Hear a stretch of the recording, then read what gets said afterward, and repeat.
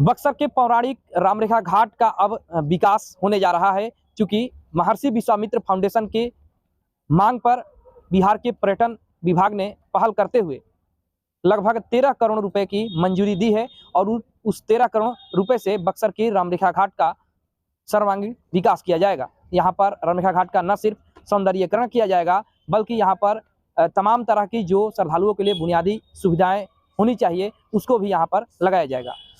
इस पर विशेष बातचीत करने के लिए हमारे साथ जुड़ चुके हैं महर्षि विश्वामित्र फाउंडेशन के शाहबाद संयोजक रवि राज, जो कि बताएंगे कि इन लोगों के किस तरह का प्रयास इन लोगों ने किया कि आज जो है लंबे अरसे बाद रामरेखा घाट।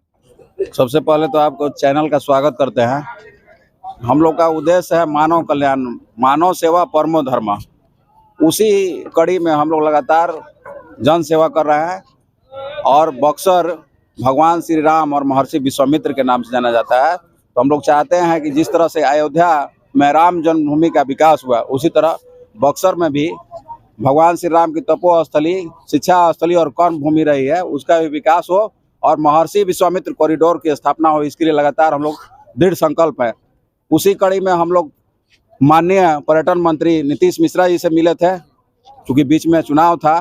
चुनाव के मद्देनज़र चूँकि वहाँ पर अभी लगा हुआ था, अधिसूचना जारी था, लेकिन ज्यों ही खत्म हुआ तो हम लोग का मांग पूरा हुआ। लगभग 13 करोड़ की राशि रामरेखा घाट, जो कि ऐतिहासिक स्थल है, यहाँ 12-13 जिले और उत्तर प्रदेश से भी लोग आते हैं, नेपाल से भी लोग आते हैं, यहाँ लाखों श्रद्धालु आते थे। अभी बहुत सारी समस्या है यहाँ, जन सुविधाओं की समस्या है, न लैट्रिन बाथरूम करने की व्यवस्था है, न महिलाओं के वस्त्र बदलने की व्यवस्था है। बहुत सारी कमियां थी जिसके बारे में बताया गया है। यहाँ आश्रम नहीं है, पहले जो आश्रम थे वो सब कब्जा करके लोग बैठे हैं, उस कब्जे को हटाना है और यहाँ महर्षि विश्वामित्र कॉरिडोर स्थापित कर पुनः महर्षि विश्वामित्र की जो गाथा थी उसको जागृत करना है। यही हम लोग दृढ़ संकल्प है। आपके जो संगठन है उसके राष्ट्रीय सचिव का ये सब कुछ है। हमारे राष्ट्रीय अध्यक्ष राजकुमार चौबे जी का कहना है कि बक्सर की खोई हुई गरिमा जो त्रेता युग से मानी जाती है, 8.5 लाख साल पुराना बक्सर का इतिहास है, उसको पुनः जागृत करना है। अयोध्या, मथुरा, काशी की तरफ बक्सर को भी ऐतिहासिक स्थली पुनः निर्माण करके दिखाना है। यहाँ पर हम लोग चाहते हैं कि अयोध्या से बक्सर का भी एयरपोर्ट भी हो, ताकि श्रद्धालु बक्सर को भी जाने और अयोध्या को भी जाने और जनकपुर को भी जाने। ये हम लोग का सर्किट बने, जैसे कि भगवान श्री राम जहाँ जहाँ गए थे उसमें बक्सर का बड़ा स्थान है। यहाँ पर जन्मभूमि से तो राजकुमार बहुत हुए, लेकिन कर्म भूमि से बक्सर में राम जी को भगवान श्री राम की उपाधि मिली।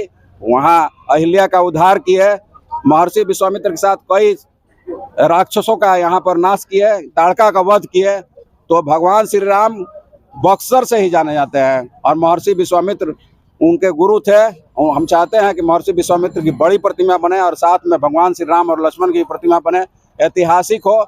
और यह अगर बक्सर पुनः जागृत होता है तो यहाँ के लोगों का धार्मिक और आर्थिक भी विकास होगा, यही हमारी कामना है। अच्छा, पिछले दिनों पर्यटन विभाग के द्वारा 13 करोड़ रुपए 26 लाख रुपए की मंजूरी दी गई है रामरेखा घाट के विकास को लेकर। कितनी बड़ी उपलब्धि आप लोग मान रहे हैं? महर्षि विश्वामित्र फाउंडेशन के राष्ट्रीय संयोजक राजकुमार चौबे ने निर्देशित किया था कि पर्यटन मंत्री से मिलकर हम लोग अपनी बातें रखें। उसको बहुत हद तक उन्होंने माना है और उन्होंने इसके बाद भी अभी बड़ा पैकेज देने की घोषणा की है कि लगभग 10,000 करोड़ रुपए का एक बड़ा प्रोजेक्ट यहाँ आने वाला है, जिसमें महर्षि विश्वामित्र कॉरिडोर बनेगा और यह जिस तरह से काशी है, अयोध्या है, उसी तरह बक्सर भी जाना जाएगा। अपना परिचय? रवि राज। और अभी नगर परिषद की तरफ से जो अभी कार्य हो रहा है, मोनालिसा प्रशिक्षण कार्यान्वयन केंद्र विनोद सिंह संवेदक के द्वारा, वो भी आज देखने को लग रहा है। सौंदर्यीकरण में उनका भी बड़ा योगदान है। मैं विनोद सिंह जी को भी हार्दिक अभिनंदन करता हूँ कि बहुत अच्छा काम किया है, आकर्षक पेंटिंग की है। क्या हुआ आपका परिचय? रवि राज, शाहबाद संयोजक, महर्षि विश्वामित्र फाउंडेशन।